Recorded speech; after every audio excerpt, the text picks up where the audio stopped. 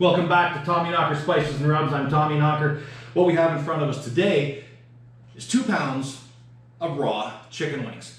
And we're going to smoke Shmear the chicken wings. And you can see there's smoke Shmear for poultry right there. Another one right here. We're using keto today. The sweetener is called erythritol and provided to us by Zuga. So we're going to take the 2 pounds of raw chicken wings, put those guys into our handy dandy bucket. I'm going to mix 2 tablespoons of smoked Shmear with 2 tablespoons of mayo and 2 tablespoons of mustard. I've already put the mayo in. I've got 1 tablespoon of mustard in there. And as you can see, the smoked Shmear mix, keto, is already in there. So we're going to mix this up, make a paste. Once that's all done, I'll be putting that onto our chicken wings. This shouldn't take but a couple of seconds to get ready to go. As you've heard me mention before, I love gloves, and here's why. I'm just gonna put this stuff in here like this. All of it.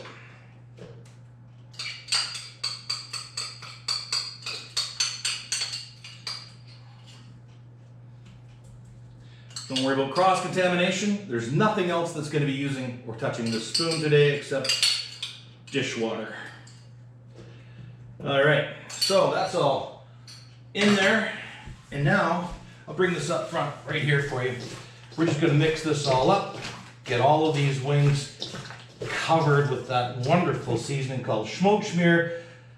Keto, remember, gluten-free, halal, kosher salt, all of those wonderful components. And there you can see, some folks might want to leave these in the fridge to marinate for 2 or 3 hours. We're going to let this marinate for probably 20 minutes or so. The smoker is just coming up to heat now. The next you'll see of this is us introducing it to the smoker. What you're seeing here is that our electric starter has now effectively started our coals.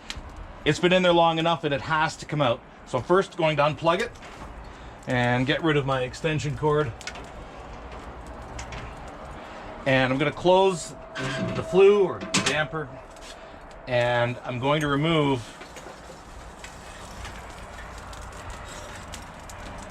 this. I'm going to hang it up and get it out of the way. Believe you me, that is incredibly hot. So the next thing I'm going to do is I'm going to open up this door again. The reason I closed it is that during the removal of the lighting element, you might actually have some embers that will spill out. I know I'm on a wooden deck, but I've got some granite underneath my smoker. I have an ash bucket underneath the opening of my fire chamber, and I bring spark arrest. Water. Always, always, always protect the area that you're working in.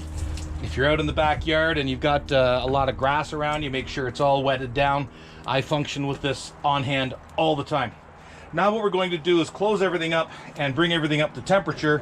Let this get to be a nice, hot, smoldering, coal-enriched fire. Right now, you don't even want to know the temperature. Our wood is still smoking here. The first batch of wood will go on once we put the chicken wings on, or our first bit of meat, as a matter of fact. And remember, when the meat goes on, you put in a mittful.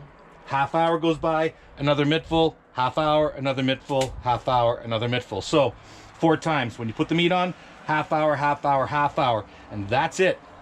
Doesn't matter if you've got an 8-hour smoke. You do smoke for when you put the meat on, half hour, half hour, half hour, that's it. Otherwise it's going to taste like iodine. Don't over smoke.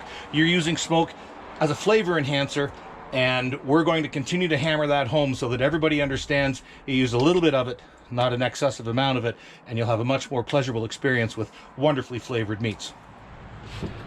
What you can see here, guys, is we put all of the chicken wings onto the grill. I've introduced the wood chips to our fire chamber. You can see that happening right there.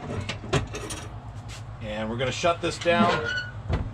Smoke is going to start happening.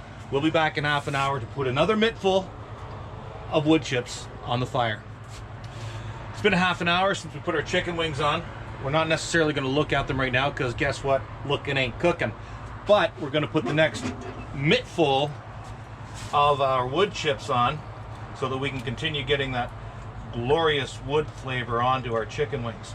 These wings are only going to be on here for another half an hour, and then I'm going to package them up in a vacuum sealed package that's good for freezing and all that sort of stuff. And I'll put that away like that for now.